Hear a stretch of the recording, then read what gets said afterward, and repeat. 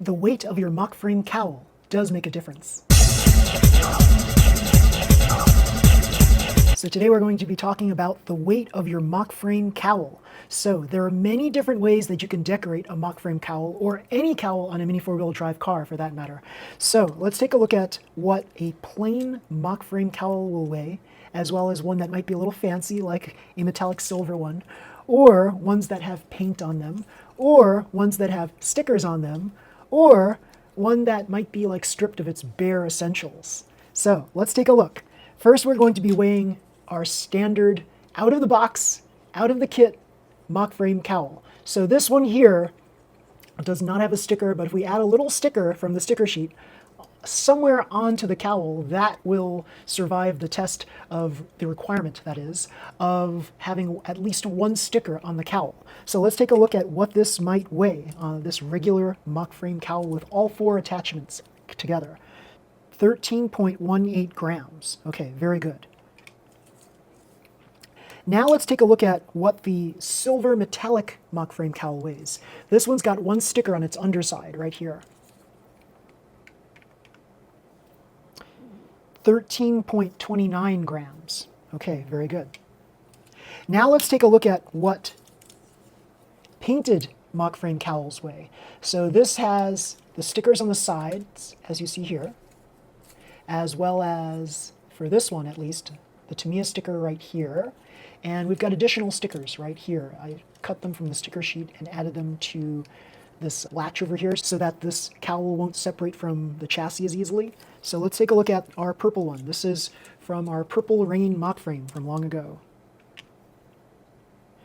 13.24 grams with the additional paint and stickers. Now this one.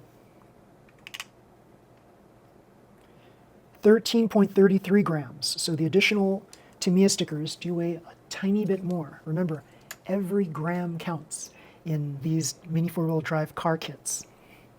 So let's take a look at what something like this might weigh. This is a very decorated cowl. It's got a lot of stuff on there, a lot of stickers all around.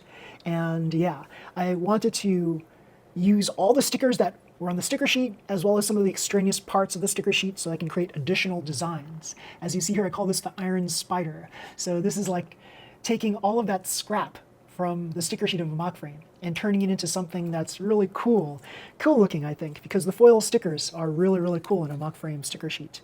So let's put this down and see what this weighs. This weighs 14.87 grams. Wow, so it weighs a lot more because of the additional stickers and the paint. And yeah, it's pretty darn cool. There's no additional weight on here. Like, I'm not using the instruction sheet to try to add additional weight onto here. And depending on the rules that are set forth by your racing event, they might not allow it. So I'm just using the stickers that are on the sticker sheet for this one, for this Spider-Man 2099 mock frame, the Iron Spider. So let's take a look at this. This is my stripped down Iron Spider 2099. And it's basically got this one part right here. Let's see what this might weigh. 7.34 grams, very light. It's about, let's say, roughly half of the weight of this big one right here. So why would you want to change the weight on your mock frame car kit? So the major reason is, depending on the track that you're racing on, you might need a heavier car or a lighter car. It all depends on how crazy the track is. So if you've got a lot of jumps, for example, well, depending on the severity of the jumps, you might want a heavier or a lighter car. It all depends. So you might also want a car that has more weight towards the front. So if I were to add this might not cut it on tracks that have like big jumps. So I might want to add that nose piece to it so that I can add additional weight towards the front so that it will give you that nice trajectory. Now, if I know that there's lots of jumps along this one path, then I might want something as heavy as this to keep the car securely in its place on the track so that it will not course out. So remember, we're trying to keep the car on the track as much as possible and also try to be lightweight and fast. So that's an art form, to try to pick the right cowl for the track that you're racing on. So what can you do to ensure that you've got the right cowl for your car? Well, you can basically bring all these variations of mock frame cowls with you at your racing event. So you can basically just play test your car with any of these different cowls. There are 1, 2, 3, 4, 5, 6 different cowls here. And with these 6 different options, you'll be able to assess and figure out, determine what is the best cowl for your racing event track. Yes, pretty cool.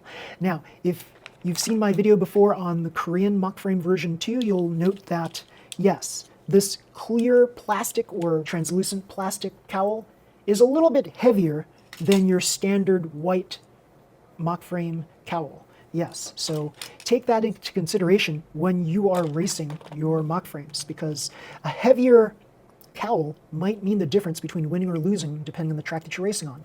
So you have the option of racing the white cowl from Korean mock frame version 1 or the translucent clear cowl from version 2. They're going to have slightly different characteristics. Also, some of you may have noted that some of the Korean mock frame car kits came with an SMC motor, like the new one.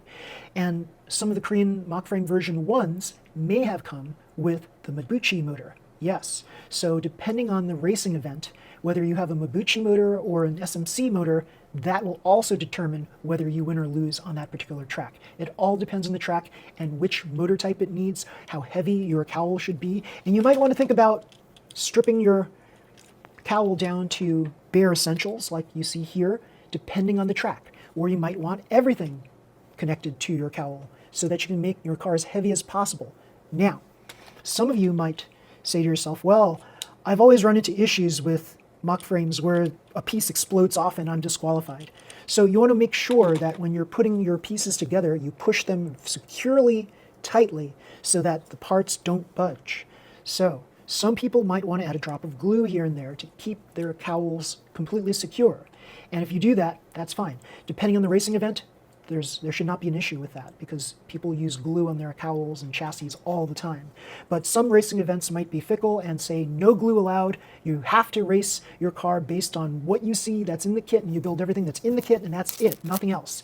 Although these people would never have a problem with oiling parts and such, and oiling is an additive just like glue is an additive. So it all depends on your racing event and what they allow for your race. So always keep that in mind first and foremost. So don't cheat, don't try to go above and beyond the rules, try to stay within the rules and try to race as competitively as possible, staying within the rule set. You will find racing with different cowls, with different weights, will definitely change the characteristics of your car. So just be mindful of that whenever you start any new racing event on any new track. Always play test first. There are very few people who can basically take a look at a track and just determine that, oh, I just need this and this and this and I'll be successful on the track. Very few people can do that. Usually people have like assumptions. They make assumptions based on what they see on the track, and then they try to tailor their car according to those assumptions. And then they should always play test their car to see if their assumptions are correct. So I feel that a lot more people should be playtesting their cars more often so that they can make sure that their cars never course out. But usually the restriction is time and also the number of people that are also in these pre-racing time periods. So yeah, so time, that's the number one factor, right? Sometimes we just arrive to a racing event right on time, right when they're about to start, that kind of thing. So we don't have much time for playtesting. So always try to allot at least a few minutes for yourself so that you can test your assumptions and see if they are correct. The second thing is the number of people that are racing. So if you've got a long line of people ahead of you, then you'll probably seldom get to practice playtesting your cars. So what can you do to prevent that or to help your situation? Well, if somebody is racing a car, playtesting a car, just ask them if you could race with them, right? So usually some people like to race alone, but if you're playtesting a car in a group, that's always a lot more fun. And you'll also get to see how your car compares to other cars. Now, some people have this kind of devious way of doing things where they might not use their best battery voltages for a certain car. So they're playtesting their cars against yours, and they're putting in like cars that are kind of deprecated in some way so that they can get you to be kind of like, to feel good about your car. And then you kind of like drop your guard a little bit and you think that you're going to win wholeheartedly, but you don't win because they just pull out all stops, put the additional battery voltage in, and then they just win. So yeah, you have to be mindful of that too when you're racing against other people. In your mind, you should always have a philosophy, and your philosophy is to try to do the best you can. And that philosophy is supported by the fact that you've got this car that you built it in the best way possible. Now, what do you need to get this car to win? You should always have that philosophy. It sounds like it's obvious, but it's really not for a lot of people. Like a lot of people, you never want to put down your $5 per car and just race it for the fun of it, unless you're really like that. Like sometimes I do that, like for certain cars. But there should always be a car where you like kind of really want it to win. And if you have that motivation, then you're going to try to make your car capable of winning. So you have to basically find the proper battery voltage. You have to find the proper batteries for it too, because not all alkaline batteries in box stock, for example, are the same. Not all rechargeables in tuned and open class are the same. So you have to account for the weight of the batteries, the voltage of the batteries, how new or old the batteries are, like how fresh they are, how much of a charge they can hold, what their ohmage is, things like that. So all these different aspects, that's an art form to try to find the proper voltage, the proper ohmage, the proper freshness of the batteries, the weight of the batteries. All of that is going to be paramount. All of that should be considered, and that will be paramount to you being able to be successful in your races, or even competitive, right? Even if you don't win, the fact that you might be competitive against someone who's very experienced, that makes you a winner right there. That makes you an awesome, awesome racer. When you can go head-to-head, toe-to-toe with someone who's been doing this for a long time, that makes you a really good racer too. Yes, and the whole point of racing, if people haven't gotten this yet, I hope you all do, the whole point of racing is not to just always win, but also to uplift your community too.